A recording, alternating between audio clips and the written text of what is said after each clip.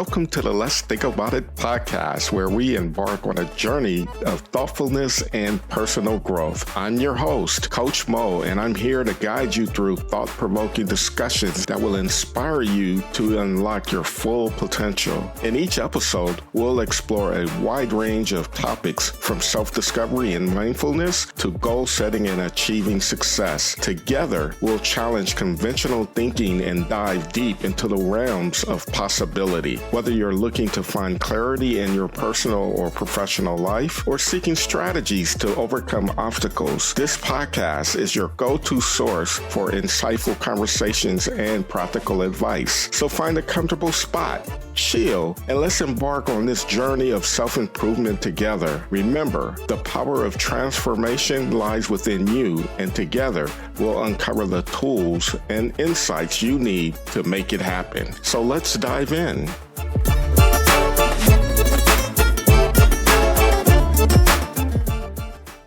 Welcome to another episode of the Let's Think About It podcast. I'm your host, Coach Mo, and I'm here with another guest, soon to be co-host, my man, Algie Mosley. What's up, bro?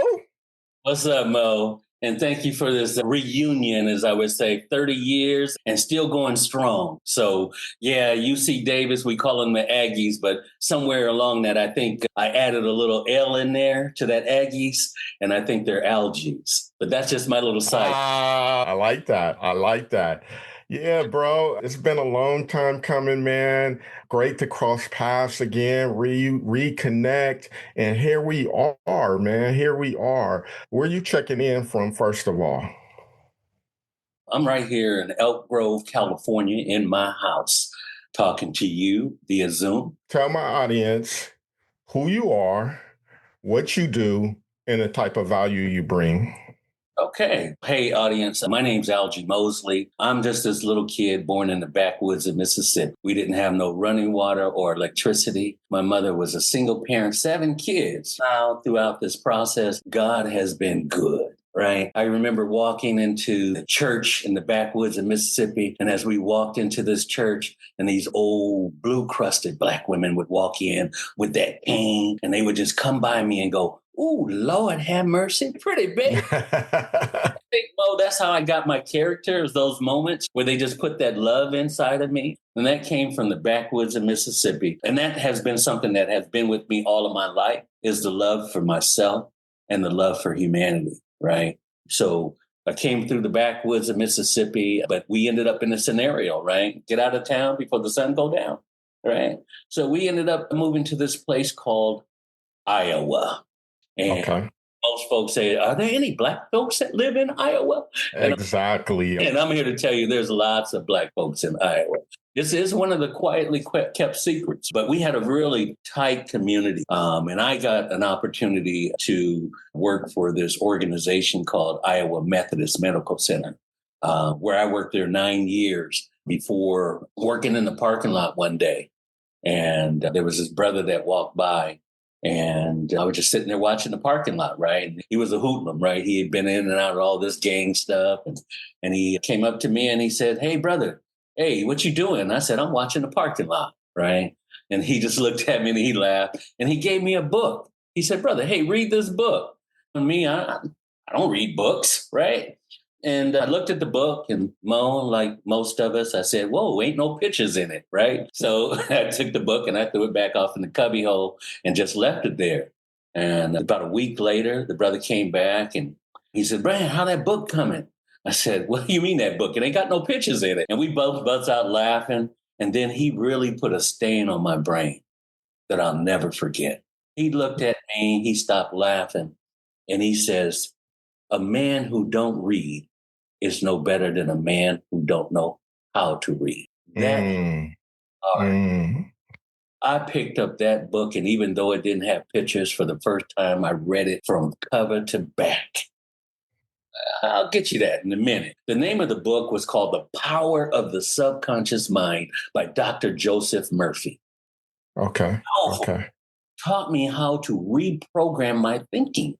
I always thought I was less than instead of greater than. In the environments around me, it said I was the dumb guy in class.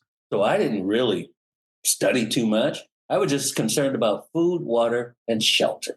Self-actualization was not something for me until I read that book. I went into my boss's office after 9 years and I said, "Hey, I'm moving. Here's my 2-week notice." And he said to me, "Where are you going?" And I said, I think I'm going to go to California. And he said, "What are you going to do in California?" And I said, "I think I'm going to go to college." And he said, "College? College isn't for you. Maybe your brother, but not you." And that hit me hard to think that this man that I had given 9 years of my life to thought less than, not greater than. But I Right. thought, and I had a different vision. So I packed up, Mo, and got a little U-Haul, and I drove all the way here to California. And guess when? I came here on May the 15th in 1989, just in time for UC Davis Black Family Day. And when I got here, I was in awe. This is incredible. Whoa, look at all these Black folks doing all these positive things and having such a good time. It was mesmerizing for me, right? But why UC Davis? At that moment, you read the book. Why UC Davis out of all the colleges in California? What made Davis stick out? Didn't resonate to me at first because remember, my mindset was not ready to think that I could graduate from a college. But when I got here, I became UC Davis. It was just part of that environment. And I really at that time didn't even think about attending this college. I chose Davis because when I had got my AA degree and my professor brought me over to UC Davis and to see this lady that I had no idea about, but later to find out her name was Maya Angelou. And when she spoke, my spirit, it just illuminated. It was like for the first time in my life, I was actually alive. When I walked out on that campus and the stars were just glaring and the energy that I felt coming at me at that time, I looked up in the sky and I said, "God, is this the college you want me to go to? How am I going to compete with these young college students, right? Do I have the fortitude? Do I have the makeup, the character in which to overcome the obstacles I'm going to face for this college?" But I knew I could do it. And that was when I made that decision at that time. And later on, I was accepted to UC Davis. What do you do right now, and what type of value do you bring? I work with Sacramento Housing, but I'm also moving into a whole different platform. And that is to inspire others to go beyond where they are. So I am stepping out currently to be a life coach, something I've been doing all my life, a business coach, learning all the things that I've learned the years of navigating the plains of corporate America and helping kids learn how to be it forward. That's my cliche, using my life experiences and what I have learned along the way to. Yeah, so give me a little bit more understanding of why life coaching, what's making you go that route. I'm at a stage in my life where I've been gifted and I've been blessed in so many ways, right? But I'm like that fruit tree right now in my stage of my life where I've been deeply rooted. And now the fragrance of the flowers are starting to bloom, right? And then now the flowers have turned to fruit. And now, being that plum tree, I realize that the fruit is not for me to enjoy. The reality of my life is that the fruit I produce is for others to enjoy. And that's where I'm at. I'm at that stage of being that plum tree sitting up on the hill, just blossoming and creating fruit for others to enjoy. That's great to hear. One of the things that I get into on this show is helping people get out of their own damn way. And part of that is resilience, right? You've had an interesting journey from Mississippi to Iowa to here now in California, a duration span of probably 40, 50 years. Talk to us about resilience and how that come up for you. How do you demonstrate it and teach others? That's a good question, Mo. Resilience to me is the substance of character. It's who you are as a person, that no matter what comes your way, you're going to always shine. And so for me, my resilience comes from having a vision, lifting your wings and flying, right? So here it goes in a short way of expressing my resilience, and I call it vision. And it goes like this. It's time to make a decision, yet the future, I have no vision. It's just like what I've been told. This confusion called the crossroads. Door number one or door number two, bewildered, I just don't know what to do. I need some help. I need someone to say, the footsteps I take will be okay. Yes, it's time to make a decision, yet the future, I have no vision. Troubling times, I must confess, for I feel like I'm stumbling through the valley of death. Now I know what I must do.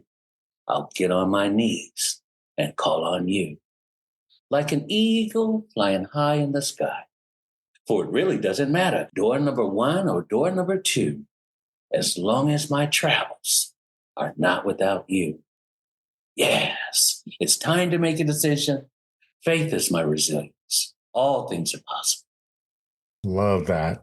What resonates for me listening to that poem is what we're talking about, right? Without the vision, being able to see the unseen, which you described as faith, it makes it impossible in my eyes to have that resilience. You got to know where you're going. You got to know what your purpose is. You got to be able to see that visual picture of whatever it is you're going after. That's vision. Without that, it becomes so easy to quit on yourself all day, every day.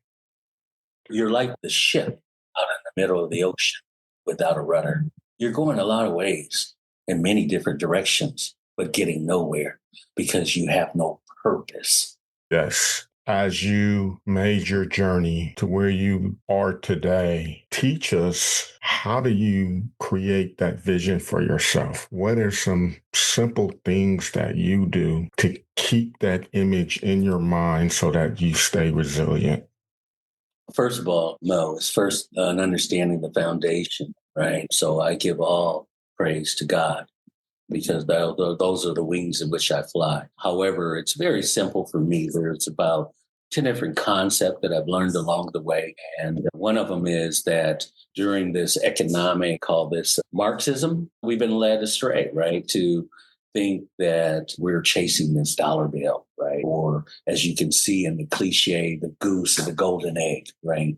And that a lot of people find value in that egg and forgot who created that egg.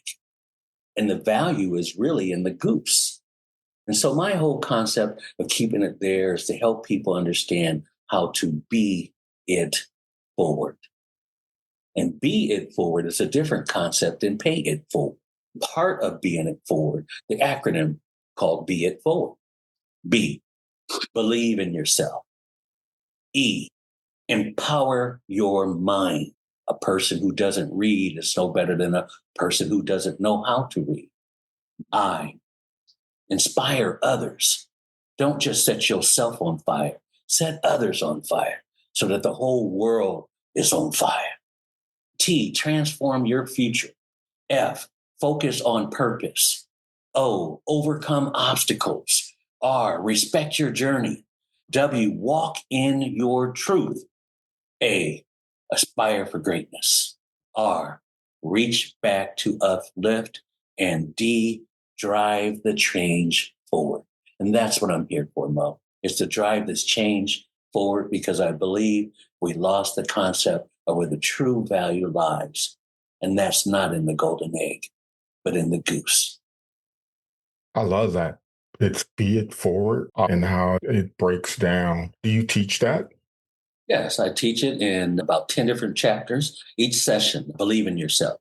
That's the first and the foundational aspect of this whole program, is that you learn to believe in who you are. Each and every one of us that come to this planet, as we look at our fingerprint, it is totally different from anybody else.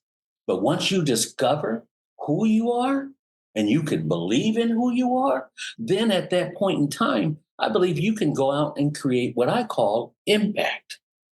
And impact is, imagine many people actually caring together. Make that collective impact now. And that's what I'm looking to inspire others to do the same. And when we do so, one teaches the other and the others teaches, and it just becomes a great big explosion. That's powerful, brother. How do we get our hands on that information that you just shared? Well, it's very simple. Stay tuned. We're going to, through these podcasts, I'm also creating variations of sessions. I'm going out to the youth and putting this program together so that each one can teach one. And that's what we learned at Davis in reference to getting our college was not just getting our education, but how do we get an education that's going to help society as a whole? That's great, man. Talk to us about what's next for Algie. Well, what's next for me, Mo, is very simple. I've reached a point in time, like I said, I've had the opportunity to hang out with greatness. And so now I have eyes to see greatness as a seed, right? And sometimes when you see things as a seed, it's very difficult for that seed to see itself. But that seed someday will be a apple. And that seed someday will be a tree. So my job at this stage of the game is to create belief. So that seed might see itself in the early stages and can empower itself and be on purpose on achieving what it has been set to do. I tell people, Mo, very simple, because you met me, you should be a better you. That's what I'm talking about. That's why this is here, because I'm trying to be a better me. You know what I mean? And if I'm around you and that's going to make me a better me, man, this is going to be a regular episode, conversations that you and I are going to have because I am trying to make a better me. And in making you a better you, it just starts to grow. And when it really starts to flow, Mo, and the world starts gravitating along this way, to understand that we were created to empower each other. And it hasn't be selfish endeavor. And me, myself, and I in the selfie world, right? Because when I grew up, we used to do what we called the bump, right? And we would bump and we would laugh and we would, yeah, and all that. And the older I get, Mo, the more I realize this stuff you can't purchase on Amazon. And when we focus on the real creation of essence in life, then people will grow beyond their wildest dream. Can you imagine if you're smiling on a daily basis purposefully, what does that do to your body? What does that do for your health? Oh, man. It keeps me young. It gives me energy. It keeps me vibrant. It keeps me happy. It keeps me optimistic. It brings in so much positivity. It's intentional. It's always intentional. Right. And that's what we have control over is our attitudes and our intentions.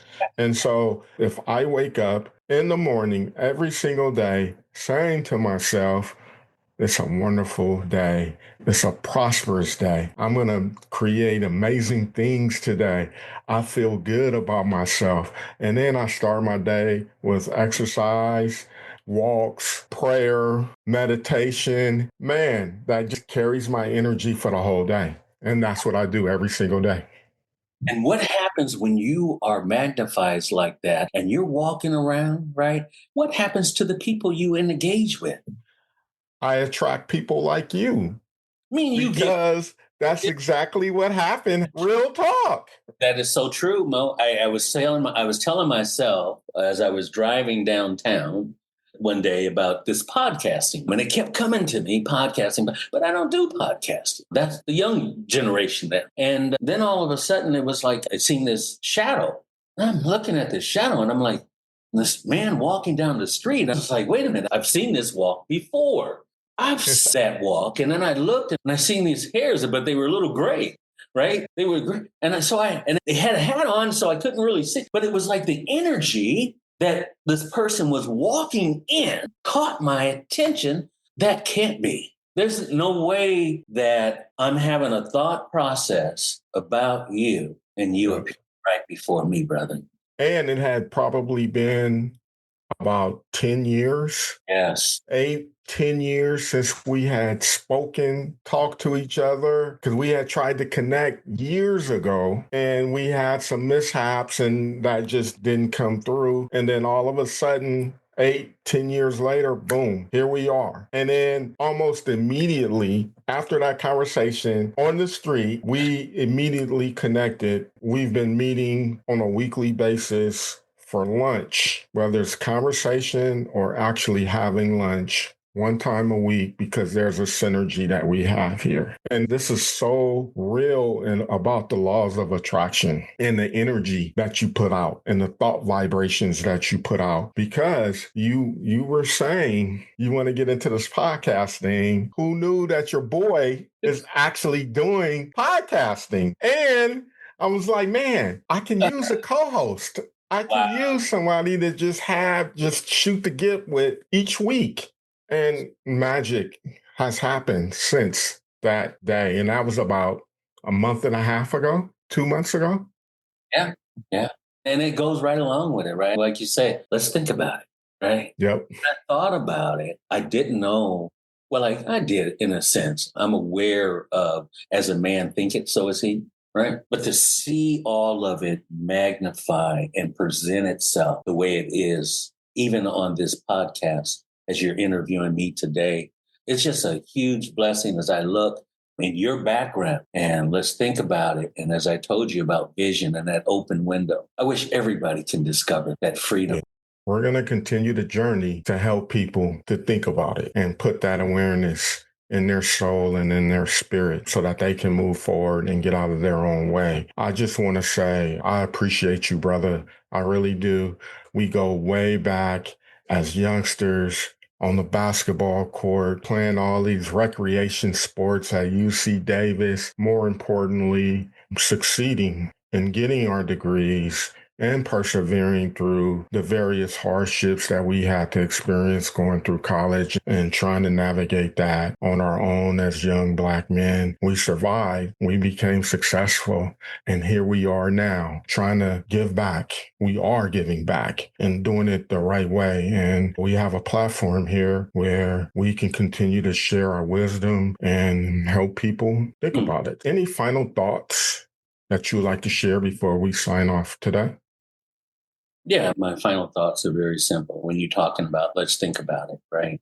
When you think about it and move yourself beyond your thoughts, right? Let's be about it, not just think. Let's not just pontificate. Change happens when we're able to, but a lot of what we're talking about is your ability to make those changes within self, right? But being able to provide a format for others to see what that impact actually does for changing yourself in order to not just think about it, but to be about it. To be about it. I love that. I love that. Thank you, brother. I appreciate you. It's great to know you. And I look forward to having more of these conversations. Be about it. Thank you for joining me in this episode of Let's Think About It. Your time and attention are greatly appreciated. If you found value in today's discussion, I encourage you to subscribe on your favorite podcast platform. Remember, the journey of self-improvement is ongoing, and I'm here to support you every step of the way. Connect with me on social media for updates and insights. You can find me on Instagram and Facebook at Coach Mo Coaching or LinkedIn at Maurice Mabry. Or visit my website at mauricemabry.com for exclusive content. Until next time, keep reflecting, keep growing, and most importantly, keep believing in yourself. Remember, the most effective way to do it is to do it. Together, we're making incredible strides toward a better and more empowered you. So thank you, and I'll see you in our next episode.